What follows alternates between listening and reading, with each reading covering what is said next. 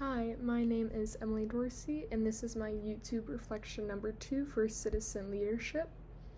To start off, my experiences with teamwork, whether at college or like a job, they've been pretty good. I've had my job in my hometown for a handful of years now, and I think a lot of people there like pull their own weight, especially like the people that have worked there for a while. I know I can rely on them, but there's also a decent amount of people that come and go, that I've trained before, so kind of understanding how that works and showing them the ropes definitely takes time for me to be able to fully rely on them, but they've been pretty good, like, teamwork wise. But I do think I function better in small groups, just because I'm more of a quiet person, so being able to like state my opinion or my ideas are harder in a larger group. Usually they're bigger voices, and kind of off that point, it's funny because even though I'm introverted, I work best with an introverted group of people because then I become the extroverted one and I'm able to like bring things up and get the group talking usually. But the traits that I would like for like my dream team would definitely be like, empathy, a good listener, responds well to like new ideas, just open to different concepts, just really someone that is there and able to help and ready to give support for sure. Moving on, I wrote down who I'd want at my table. I really had a hard time picking. I knew like my first two people who I wanted to pick, but after that it was really difficult. My first two spots would go to my two sisters just because I know them well and they know me, and for a really important decision, I think I would trust their opinion the most. The rest of the people I picked were one of my friends, Madeline. She's very level-headed and is able to view both sides of an argument. And then I'm on the club rowing team, and so I would pick my coach because he has good energy. Again, he's also level-headed, but he's able to have fun. Like, I want a mix of both. And then two people, I just picked like two like random celebrities because they're not celebrities, but people in media because they do influence me.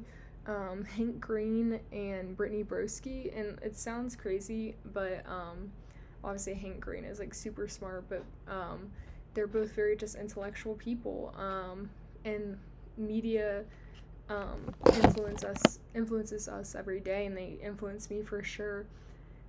And looking at the ratio at my table, I was expecting to put more of my family there, but really I trust my sisters the most, and it seems like a weird group of people or a hodgepodge mix, but I've never really thought of like who influences me that much, but definitely my sisters influence me the most. And I think I have a good mix of age and gender, non-family, stuff like that. Moving on with the difficult conversation simulator. While I was doing it, I was thinking about one person in particular. And what I kind of learned from it, or the 3 takeaways they mentioned, was, establishing a goal with a certain conversation, be curious, and then tell a personal story. I think all these things are really important, especially like telling a personal story, because you're allowing the other person to really understand your point of view and why you might feel a certain way, rather than just the facts. Sometimes people need more than facts to understand why, like understand your situation or scenario. And I think it all boils down to like coming into something, whether it's like a conversation, a concept, a dialogue, with a non-judgmental like viewpoint. going into conversation automatically judging makes people feel wary, and that's, we've talked about this before, but we want psychological safety. We want to feel like we are welcome and safe in the communities we engage in. I think those points help us do that for sure.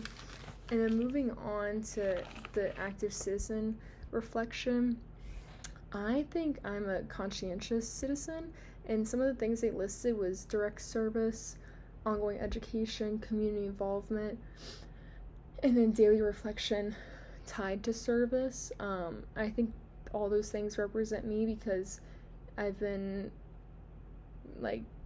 here at Virginia Tech getting my education for 3 years now, and I really like to volunteer. And part of that volunteering is one place I volunteer at is for one of my classes, and then I write ethnographic research and field notes on it. So it definitely makes me reflect and think about, okay, what am I learning from this volunteering? How's it impacting said community? And how can we make it better, or how can it be changed? And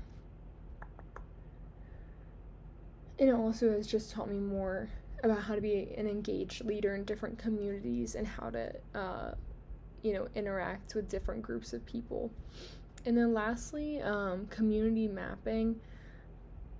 I kind of wrote down a few of the communities I've been a part of, broadly, working, classes at Virginia Tech, or even in high school, my hometown in Richmond, or my immediate family, clubs here, and again, volunteering. I definitely think, right now, the ones that are impacting me the most are the clubs I'm involved with, volunteering, and then classes in that order. I think I spend the most time being involved in my clubs, because I'm part of club sports and writing, so it definitely takes up a lot of my time. And then definitely volunteering, because I try to do that once a week or more, and then classes too. But I feel like I'm connected most with the people in my clubs and volunteering. But I think just seeing the wide array of the communities I've been involved with in the past and the ones I'm involved with now, kind of just show who I am as a person now and how it affects my leadership skills. Thank you.